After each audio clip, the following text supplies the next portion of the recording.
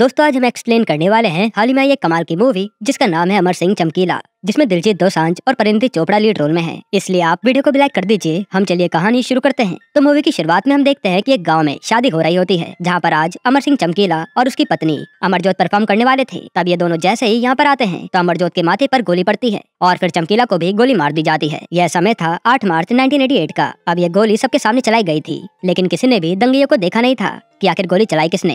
इसके बाद उन दोनों की डेड बॉडी को चमकीला के कुछ साथी उठाकर उसके घर ले जाते हैं। अब चमकीला इतना बड़ा सुपरस्टार था जिसकी मौत पर कई सारे लोग रो रहे थे। फिर हम चमकीला के जिगरी दोस्त टिक्की को देखते हैं, जो कि नशे में कह रहा था कि चमकीला तो हमें छोड़कर चला गया, लेकिन सुपरस्टार तो उसे मैंने ही बनाया है, वरना अगर मैं ना होता तो वो आज भी जुराबे ही बना रहा होता। इसके बाद कहानी पास्ट में जाती है, जहाँ एक दिन चमकीला टिक्की के पास आता है और कहता है कि मुझे गीत गाने हैं और मैं जुराबे बना बना के परेशान हो गया हूँ, इसलिए आप मुझे जिंदा से मिलवा दो क्योंकि आप उसे जानते हो। तब टिक्की चमकीले की आंखों में जुनून देखकर उसे जिंदा से मिलवाता है, जो कि उस टाइम पर काफी फेमस सिंगर था। यहाँ चमकीला उसे अपना लिखा हुआ गाना सुनाता है, जो कि काफी अच्छा था, और इसके बाद ही जिंदा चमकीला को अपने साथ रख लेता है। इसके बाद ये सिलसिला शुरू हो जाता है, जहाँ चमकीला गाने लिखकर जिंदा को देता था और वही गाने को वो अखाड़ों में जाकर गाता था, जिससे जिंदा का नाम और बड़ा होता गया और लोग उसके कायल हो गए। फिर समय आता है 1978 का, जब एक अखाड़े में काफी सारी पब्लिक इकट्ठी थी, पर अभी तक जिंदा यहाँ शो करने नहीं आया था और अब सब उसी का इंतजार कर रहे थे। अब जब समय ज्यादा बीत जाता है तो लोग भड़क जाते हैं कि जिंदा कहाँ है, और उन्हें रोकने के लिए टिक्की कहता है कि जिंदा के आने तक क्यों ना हम चमकीला से गाना गवा ले। तब ये लोग चमकीला को स्टेज पर भेज देते हैं कि तू जिंदा के आने तक पब्लिक को संभाल ले। चमकीला अब गाना शुरू करता है और उसके गाने से पहली बार में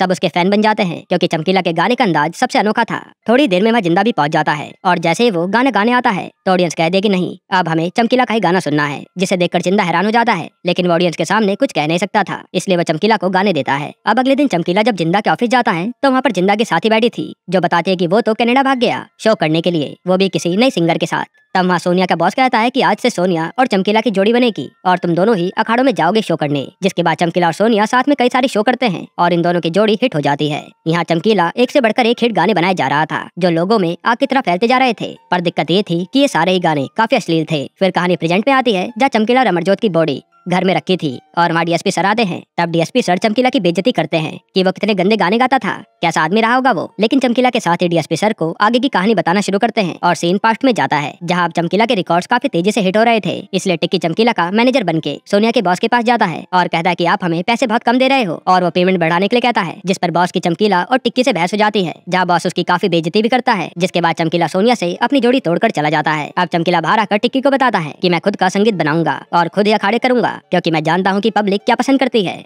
जिसके बाद चमकीला एक दूसरी लड़की के साथ अखाड़ा शुरू करता है और चमकीला के सारे शोज में पब्लिक भर भर के आती है। लेकिन यहाँ ये प्रॉब्लम थी कि चमकीला के साथ कोई भी लड़की ज्यादा दिन तक नहीं टिक पा रही थी, क्योंकि लड़कियों का कहना था कि चमकीले के बोल काफी ज्यादा अश्लील होते हैं, पर चमकीले के सारे गानों में लड़की का होना जरूरी था, इसलिए वो आए दिन नई लड़की को चांस देता था और उसका बैंड अच्छे से तैयार नहीं हो पा रहा था। इसी बीच चमकीले ने अपना बदला लेने के लिए सोनिया के बॉस का ऑफिस भी खरीद लिया था और उसका सारा सामान बाहर भी फिकवा दिया था। फिर एक दिन चमकीला के ऑफिस में अमरजोत अपने पिता और भाई के साथ आती है, जहाँ वो बताते हैं कि अमरजोत काफी अच्छा गाना गाती है, पर उसके चार्जेस काफी ज्यादा होंगे। फिर वो कहते हैं कि हम 1 महीने तक ट्राई करेंगे कि तुम लोग काम कैसे करते हो, जिसके लिए चमकीला मान जाता है। फिर चमकीला अमरजोत के साथ रियाज करता है और उसे काफी प्रैक्टिस कराने के बाद ये लोग अपने पहले शो पर जाते हैं। लेकिन यहाँ गोलियां चलने की वजह से अखाड़ा ही कैंसिल हो जाता है और अमरजोत को लगता है कि मैं ही चमकीला के लिए अनलकी हूँ, क्योंकि आज से पहले चमकीला का एक भी अखाड़ा कैंसिल नहीं हुआ था, इसलिए अब अमरजोत वहाँ से जाने के लिए कहती है। तब चमकीला अमरजोत को हौसला देता है कि तुम और मैं मिलकर खूब सारे अखाड़े करेंगे, जिस पर अमरजोत भी मान जाती है और ये दोनों फिर से अपने अगले अखाड़े की तैयारियों में लग जाते हैं। इसके बाद ये दोनों अखाड़ों में गाना शुरू करते हैं और इन दोनों की जोड़ी सुपरहिट बन जाती है,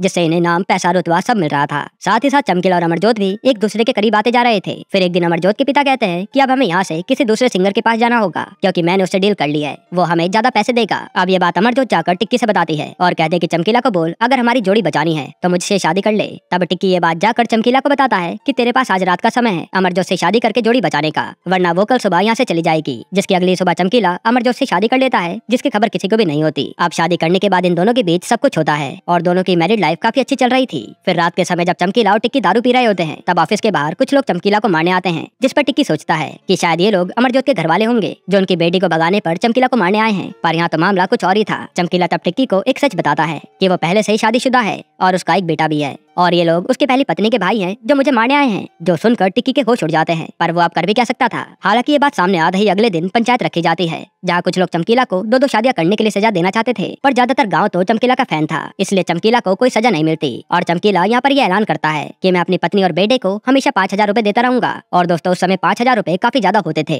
इसके बाद रात को चमकीला अपनी पहली पत्नी के पास जाता है और उसे कुछ पैसे देकर माफी मांगता है। फिर वो सीधा अमरजोत के पास जाता है, जो कि चमकीला के सच छुपाने से नाराज थी। तब चमकीला अमरजोत को किसी तरह से मना ही लेता है, क्योंकि ये दोनों एक दूसरे से प्यार तो करते ही थे। अब समय बीतता है और चमकीला और अमरजोत साथ में अखाड़े कर करके पूरे देश में अपना नाम बना लेते हैं। फिर साल आता है 1984 का, जहाँ चमकीला इतना ज्यादा पॉपुलर हो चुका था कि लोग उसके गानों पर पागलों की तरह नाचते थे। यहाँ तक कि चमकीला को बड़े बड़े बैनर भी साइन करने लगे थे। फिर एक दिन चमकीला का इंटरव्यू लेने एक लड़की आती है, जिसका जवाब चमकीला ठीक से नहीं देता, और वो रिपोर्टर इस बात से चिढ़कर चमकीला के ऊपर ही सवाल खड़े कर देती है कि ये चमकीला अपने अश्लील गानों से समाज को गंदा कर रहा है, जिसे देखकर चमकीला को गुस्सा तो बहुत आता है, पर वो कुछ कहता नहीं। फिर इसके कुछ ही दिनों में चमकीला का एक बेटा भी हो जाता है। फिर एक दिन चमकीला को दो धमकी भरे लेटर मिलते हैं, जिसमें लिखा था कि अगर चमकीला ने अश्लील गाने नहीं छोड़े तो हम उसे जान से मार देंगे, जिससे चमकीला की हालत खराब हो जाती है और वो सोचता है कि मैं तो वही गाने गाता हूँ जो लोगों को पसंद आते हैं, इसमें मेरी गलती क्या है। तब चमकीला का एक साथी बताता है कि मुझे एक डिपार्टमेंट के आदमी पर शक है, शायद उसी ने ये धमकी भेजी होगी। जिसके बाद चमकीला जाकर सीधा उस आदमी से मिलता है, जिसका नाम था सिव्या, और वो सिव्या से कहता है कि आप मुझे जान से मत मारना, मैं आपको जितना पैसा चाहिए सब दूंगा। तब यहाँ पता चलता है कि सिव्या तो असल में इनकम टैक्स डिपार्टमेंट का आदमी था, जिसे गलतफहमी के चलते चमकीला के दोस्तों ने गुंडा समझ लिया। हालांकि चमकीला सिव्या से ही मदद मांगता है और सारी बात बताता है कि ऐसे में मैं क्या करूँ। जिसके बाद सिव्या उसे सीधा अमृतसर में कुछ गुरुओं से मिलवाता है, और वहाँ चमकीला उन्हें वादा करता है कि वह आज से कोई भी अश्लील गीत नहीं गाएगा और न ही लिखेगा। साथ ही वो कहता है कि अब से मैं भक्ति गीत लिखूंगा, पर मेरी जान को कोई खतरा नहीं होना चाहिए। जिसके बाद चमकीला ने धार्मिक गीत गाने शुरू कर दिए, और ये गीत भी लोगों को काफी पसंद आया, जो ऑल टाइम हिट भी रहा। फिर प्रेजेंट में जैसे डीएसपी सर को पता चलता है कि चमकीला ने धार्मिक गीत भी गाए हैं, तो उन्हें याद आता है कि उन्होंने भी चमकीले के कई धार्मिक गीत सुने हैं, और ये जानकर वो काफी हैरान थे कि एक आदमी अश्लील से सीधा धार्मिक गीत पर कैसे आ गया। खैर, अब चमकीला के धार्मिक गीत भी पॉपुलर होते जा रहे थे, और चमकीला अपने अखाड़ों में वही गीत गाया करता था।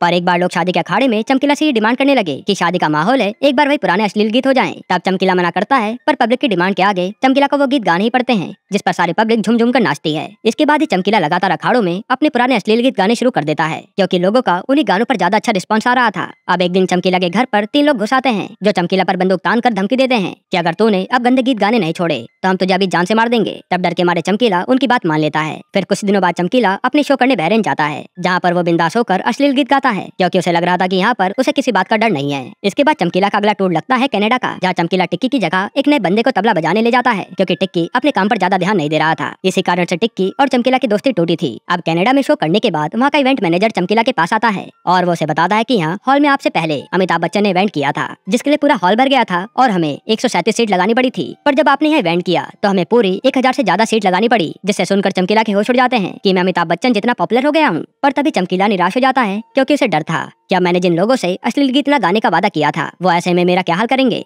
क्योंकि मैं तो वो गीत अभी भी गा ही रहा हूँ। अब एक दिन चमकीला को कुछ लोग अपने पास मिलने के लिए बुलाते हैं, और वो चमकीला को चेतावनी देते हैं कि अगर तुम्हें जिंदा रहना है तो हमारी 4 शर्तें माननी होंगी, वरना तुम्हारा क्या हाल होगा वो तुम भी नहीं देख पाओगे। फिर वो 4 शर्तें बताते हैं, जिसमें पहली थी कि उसे अश्लील गीत गाने छोड़ने होंगे, दूसरी थी कि उसे शराब छोड़नी होगी, तीसरी थी कि उसे चिकन खाना भी छोड़ना होगा, और चौथी शर्त ये थी कि उसे बीड़ी भी छोड़नी होगी, क्योंकि चमकीला ज्यादा ही बीड़ी पीता था। तब चमकीला उनकी यहाँ सारी बात मान लेता है, लेकिन थोड़ी आगे जाकर वो बीड़ी पीने लगता है, जिससे हम समझ पाते हैं कि चमकीला के मन से अब मौत का डर भी निकल गया है। फिर अगले दिन फोन पर सिव्या चमकीला से कहता है कि भाई तो विदेश में ही रहे, इंडिया कुछ टाइम बाद आना, क्योंकि यहाँ तेरी जान को खतरा है। पर चमकीला कहता है कि मरना होगा तो मैं कभी भी मर जाऊंगा, लेकिन भारत तो आकर ही रहूंगा। जिसके बाद चमकीला भारत आ जाता है और अखाड़े में अश्लील गीत गाने शुरू कर देता है, क्योंकि उसके अंदर जरा भी डर नहीं बचा था। एक बार उसके साथी ने चमकीला से कहा भी था कि आप ये गंदे गाने बंद कर दो ना, जिस पर चमकीला का कहना था कि देखो बंदूक चलाने वालों का काम है बंदूक चलाना, तो वो चलाएंगे, और मेरा काम है गाना गाना, तो मैं गाऊंगा, क्योंकि ना वो हमारे लिए रुकेंगे और ना ही मैं उनके लिए, और जब तक हम स्टेज पर हैं तब तक जिंदा हैं, और जीते जी मर जाएं, इससे अच्छा तो यह है कि मरकर जिंदा रहें। इसी कारण चमकीला अपनी पुरानी फॉर्म में आकर अखाड़े करने लगा था,